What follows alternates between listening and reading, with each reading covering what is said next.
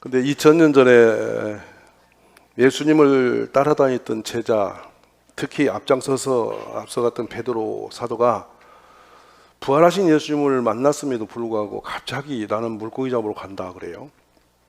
옆에 있는 친구들이, 제자도 우리도 함께 가자. 이제 순식간에 물고기 잡으러 간 거죠. 근데 예수님이 그 현장에 나타나셨어요. 세 번째 나타나셨어요. 그리고 이제 질문을 던지세요. 제자들이 예수님이 나타나신 그 현장에서 예수님 앞에 계심에도 불구하고 예수님 못 알아봅니다. 이유가 뭘까요? 못 알아본 이유.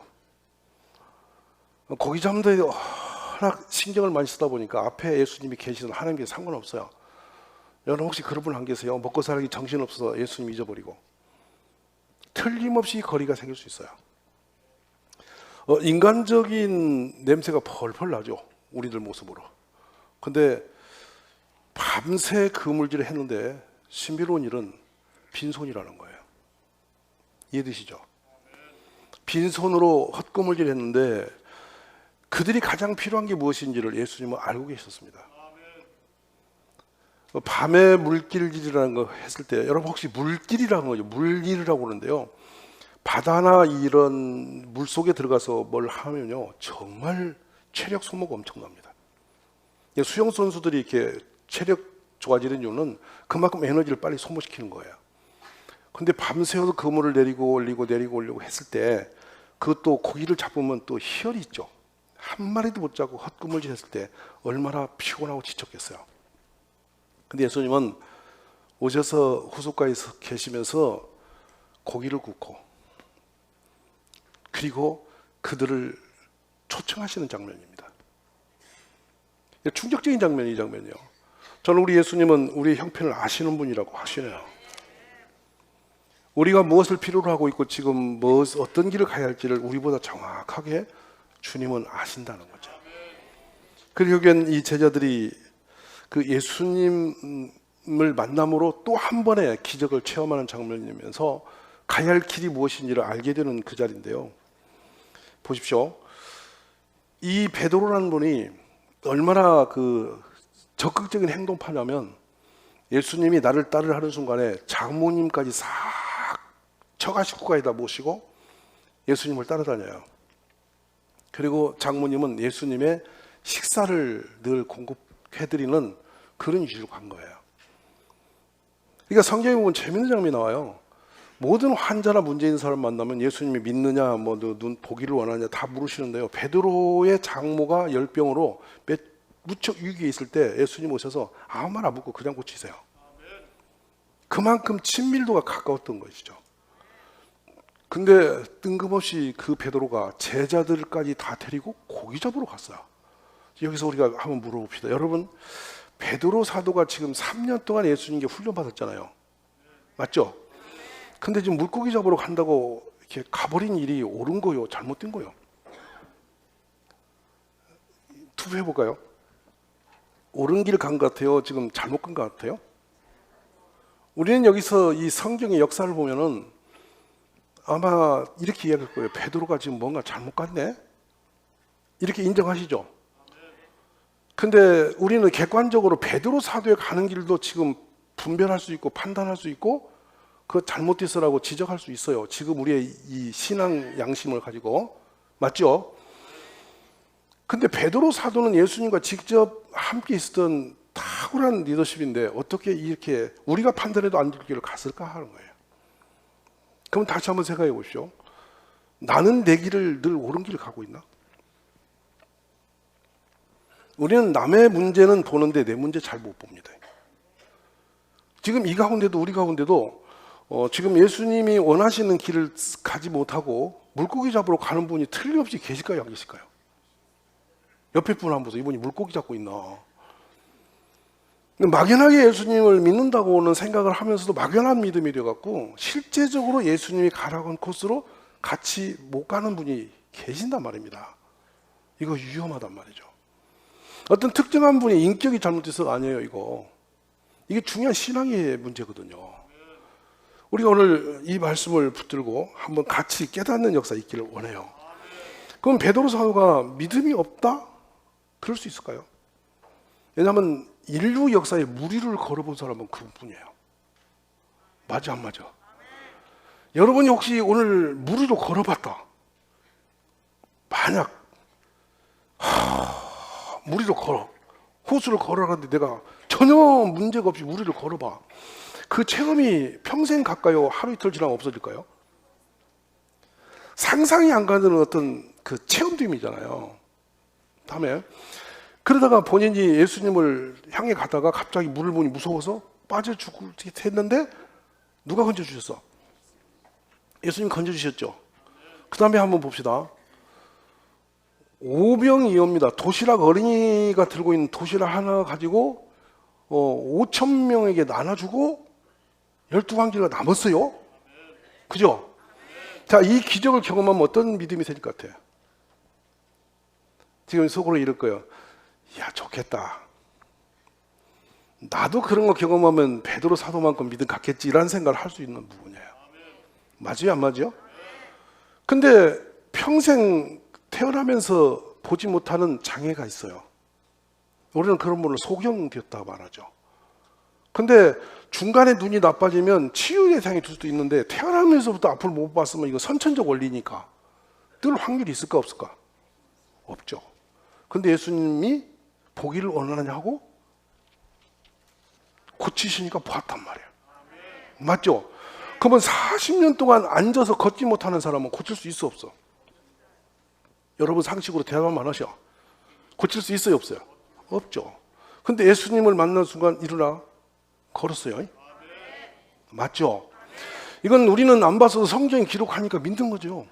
그리고 역사가들이 다 이 얘기를 하니까 그 현장이구만. 근데 그 현장에 누가 있었냐면 이 베드로와 제자들은 같이 거기에 있었단 말이에요. 아멘? 근데 예수님을 따라 나섰는데 3년 동안 이들은 물고기 잡았나 안 잡았나? 농사 지었나요 안 지었나요? 근데 그래서 굶어서 못 살게 됐나요? 괜찮았잖아요? 그죠? 근데 오늘 뜬금없이 물고기 잡으러 가요? 뭔가 자꾸 이렇게 의문점이 생기지 이 부분에. 입에 나오죠. 베드로 못됐네. 이렇게 생각할 수 있는 부분이 여기 있어요. 저는 이 부분을 좀 우리가 심각하게 봤으면 하는 부분인데요.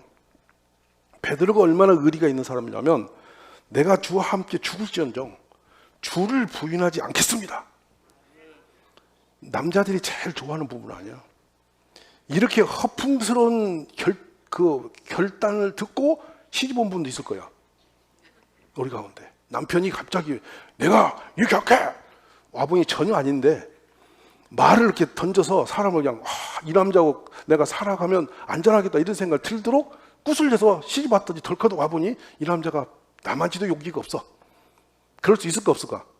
충분히 있지. 근데 어쨌든 베드로는 예수님이 험악한 상황이 온다는 사실을 예고하실 때 결코 그런 일이 없을 거라고 하면서 본인이 예수님을 지킬 사람처럼 뛰어나와요. 맞죠? 그 정도 용기를 내고 또 예수님을 3번 부인도 했고 그거 무너졌다고 보자고요. 근데 예수님이 부활을 하셨어. 2번씩이나 만났어. 그러면 믿어야 안 믿어요? 대답을 크게 하셔요. 믿는 게 맞죠? 그리고 이제 딴짓 안 해도 괜찮잖아, 인자나. 그 정도 됐으면. 이 베드로의 용어가 아주 단순해요.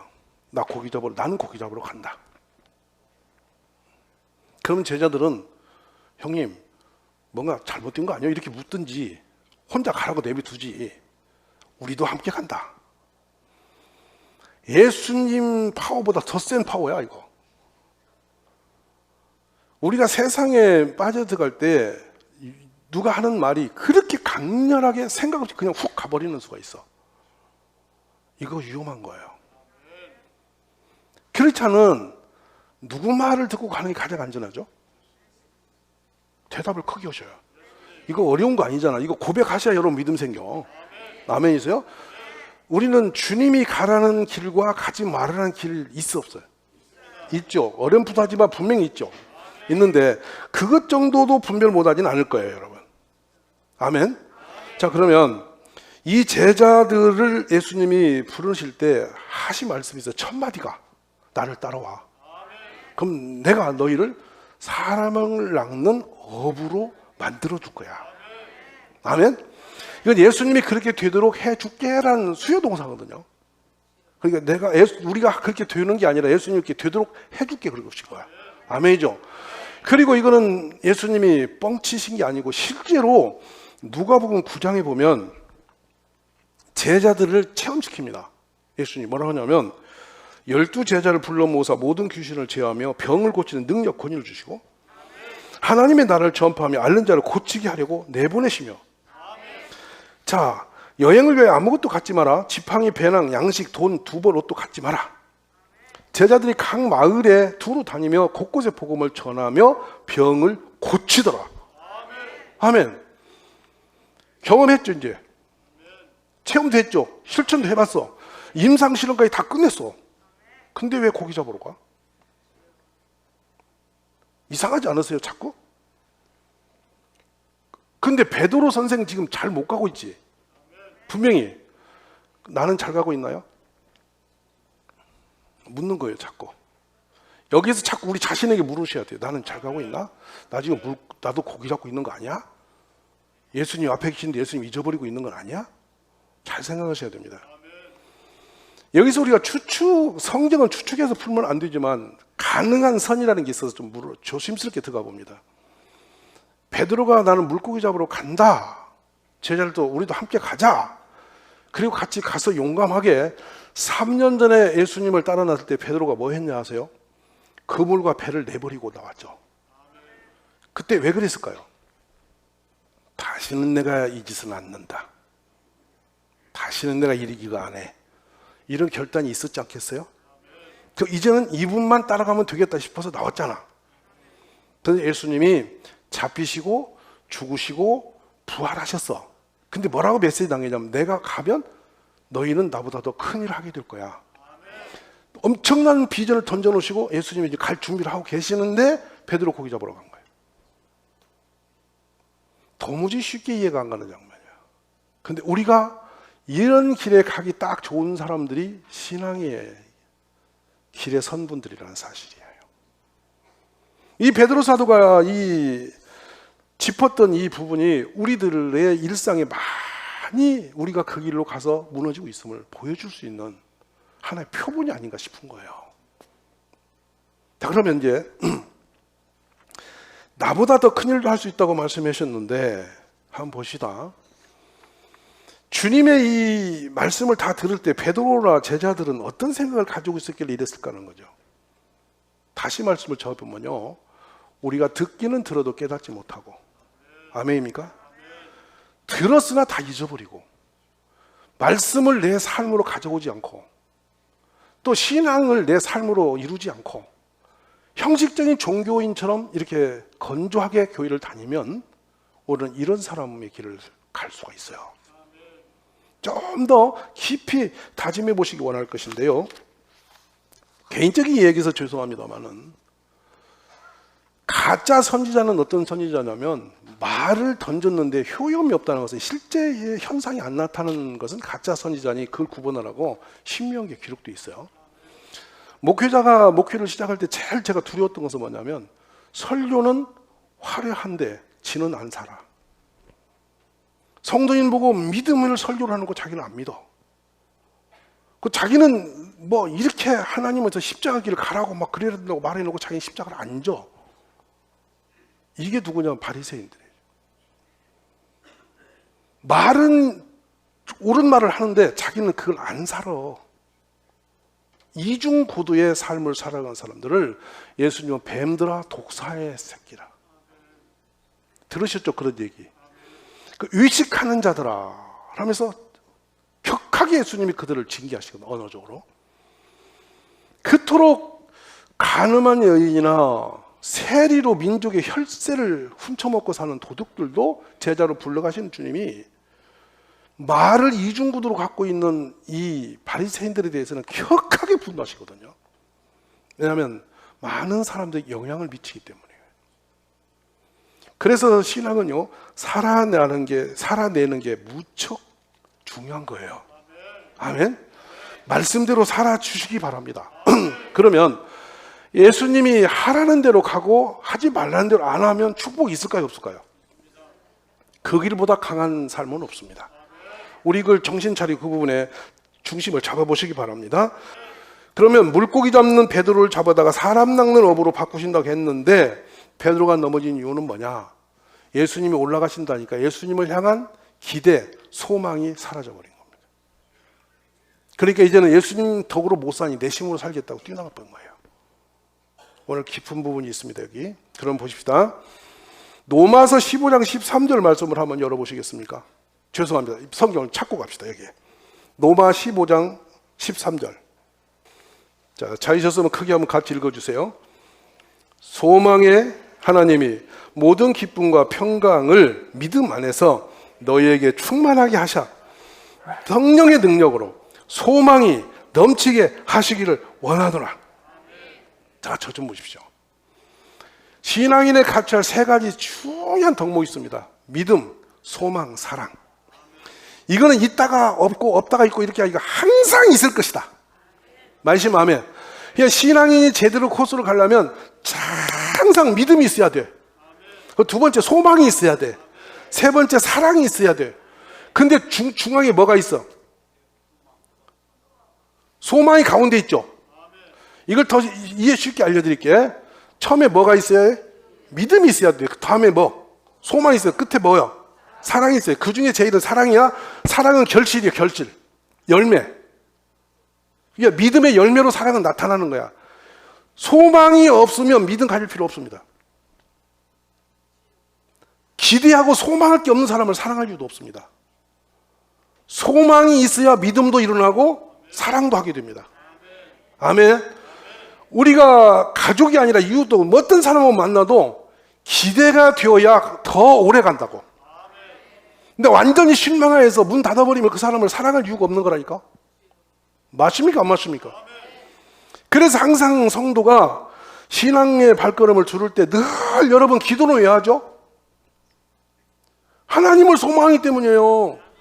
내가 고백하는 걸 응답하실 거 믿기 때문이에요. 예배당에 왜 오십니까? 말씀을 하나님이 들을 때 나에게 은혜 주심을 소망하기 때문인 거예요. 그러니까 소망 없는 믿음은 그냥 추락해버리는 거예요. 소망을 다시 쉬운 말씀으로 바꾸면 하나님을 기대한다는 거예요. 기대. 그래서 이 종들이 여주인의 손을 남종이 남주인의 손을 바라보듯이 주님만 바라봅니다는 시편이 그리 나온 거예요.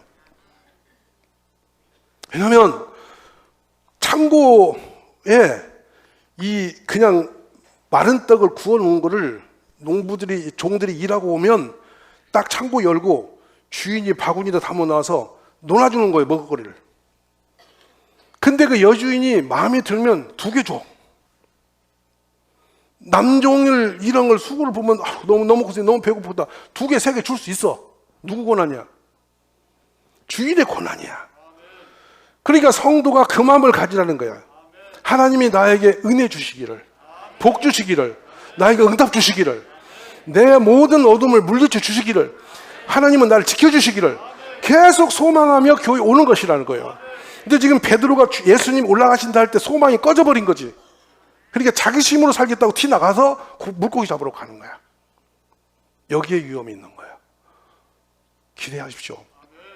하나님은 우리의 죽음 이후까지도 책임지시는 분이 예수님이세요. 주님을 기대하세요.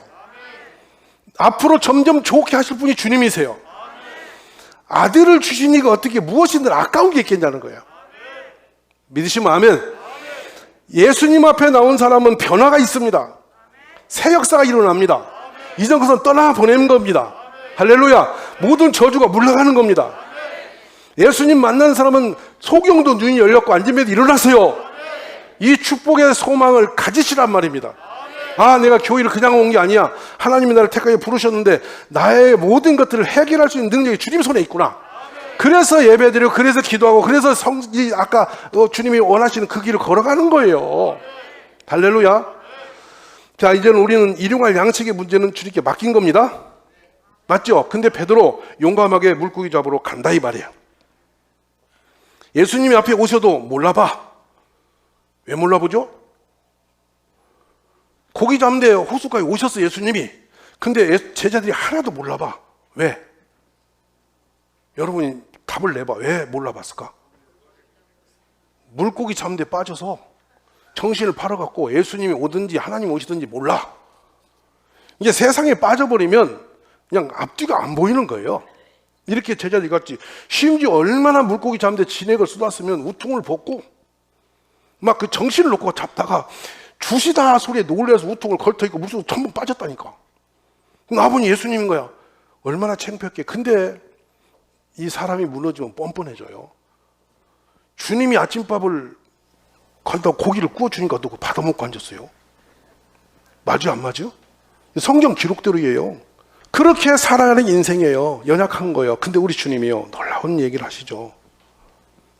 요한애를 시므나 네가 다른 사람들보다 나를 더 사랑하느냐?